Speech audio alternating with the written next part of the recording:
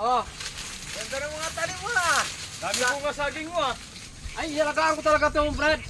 Mukhang matatamis ah. Akong pakialaman. Baka may hinog na dyan Ungga. Gawa ka lang. Malikig dito. Allergic ko sa inyo dalawa eh, ha? Hindi, baka may hinog. Hinog. Hinugin. Gusto mo hinugin ko yung mga mukha. Ano, pwede na yung isa oh. Gusto nyo maghihinog yung mukha nyo? Lamugin ko sa suntok yan? Karamot mo naman, karami namin piling Yan! O ano naman ang magandang... At ano naman ang magandang simoy ng hangin na... Alam nyo, pag nakikita ko kayo, ang ilawad yung balahibo ko sa inyo, parang hindi magandang mangyari na naman eh! Pero may sana namin yung bike mo Ungga. May punta lang kami. May pupunta na kami, bibili lang kami ng ulam sa palengke. Ang ibig sabihin nyo, mag-agras kayo dyan dalawa? Oo. Di ba pwede sa dalawaan yan? Hoy, pinapahiram ko sa inyo yan ha. Ayusin nyo ha. Oo Ungga. Baka may mawala yan, pabayad ko sa inyo yan. Di. Di na ako makauwi sa baryo. Sandali lang naman kami doon. Bibili lang kami ng ano. Hoy, yun lang ang service ko ha. Huwag niyong walain ha. Oo, sige Ungga. O Kami sige na, bahala. mag-iingat kayo ha. Sige, sige. Huwag kayo basta-basta lipat-lipat dyan sa daan. Oo. Alam mo naman ang panahon ngayon.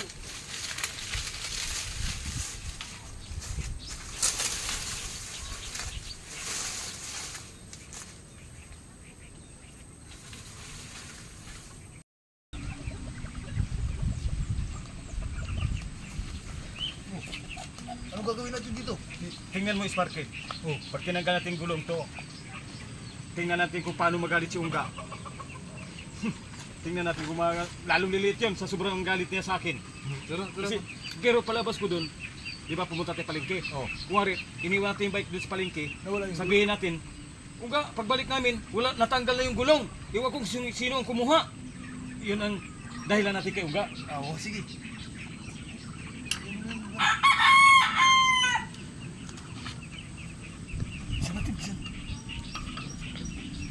Galit na galit yung si Ungga yun.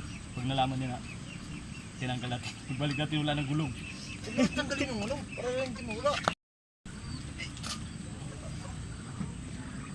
Yun, pwede na yung burnok.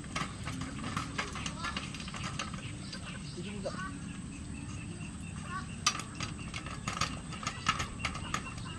Katigas man tong ano yung ga na to. Wala, kulat. Di kasi nililinisan eh. Hindi, may lock. Ayun ang lock ko. Yan, oh.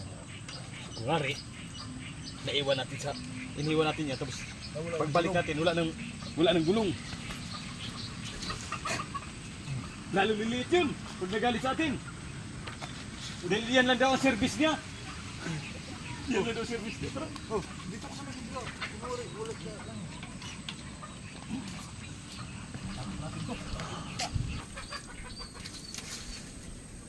Hindi pala kami yung ka.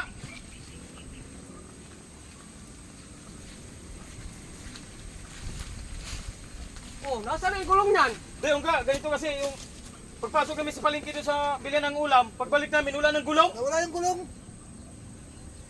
Paano ngayon yan? Hindi nga namin alam eh. Alam nga naman. Buti nga gulong yung nawala, hindi yung buo. Mabuti nga, hindi buo eh. Paano ko makakawin yan? Hindi wala na yung gulong. Gusto mo ko? Hindi, buhatin mo na lang ka. Doon mo na lang palitan ng gulong sa bahay Huwag niya. ka! Dinala ko dito yan, may gulong. Iuwi ko walang gulong, pabuhasin ko. Buti nga gulong na lang inanakaw, hindi lahat. Hindi lahat eh. Nagtira pa sila rito oh. Pinira mo kanina walang may gulong. Pagbalik wala nang gulong. Hindi naman may kasalanan nung ka dahil iniwan lang namin doon. Pagbalik namin wala ng gulong eh. Ako na kung rin direct kamay ko. Parang gusto na maluntog yung. Hindi, mamaya buhatin mo na lang pag uwi mo. Ibalik nyo yan. Pag hindi nyo binalik. Bakit pusong talaga na sa akin yung mukha nyo. Kung ibabalik namin to, baka mamaya buo na yung mawala yan. Alam nga ibabalik pa namin sa palengke yan doon. Nakuha ko lang sa kalakal to. Iniwala nyo pa. Grabe naman kasi yung magnanakaw na yun, nagtira pa eh. Dapat wala na eh. Dapat tinanggal na niya lahat eh. Alam nyo? Parang gusto ko na kayo pagpatayan na. Nag-exile na ako sa inyo. Ha? Hindi, gulong lang naman yung nga. Gulong lang naman nawala eh. Gusto nyo ko gawin ko kayo kwenta sa mga bahay ko sa ulo nyo. Buhatin mo na may pag-uwi mong ka. Sa bahay nyo. Ha? Oh, dito mo na ispartin. Kung paano magalit si Ungga. Oy. Pati ako, nadami yan. Mayari tayo balat ngayon yan kay, kay Ungga. Naglilisik pa may mata. Bayaan mo yun. Yung ginawa mo doon sa bike niya kasi. Di, buhatin na lang niya pag uwi niya sa bahay nila. Baka may gulong sila dun. Ano gagawin natin dito sa may gulong? Hindi, bahala na si Ungga doon.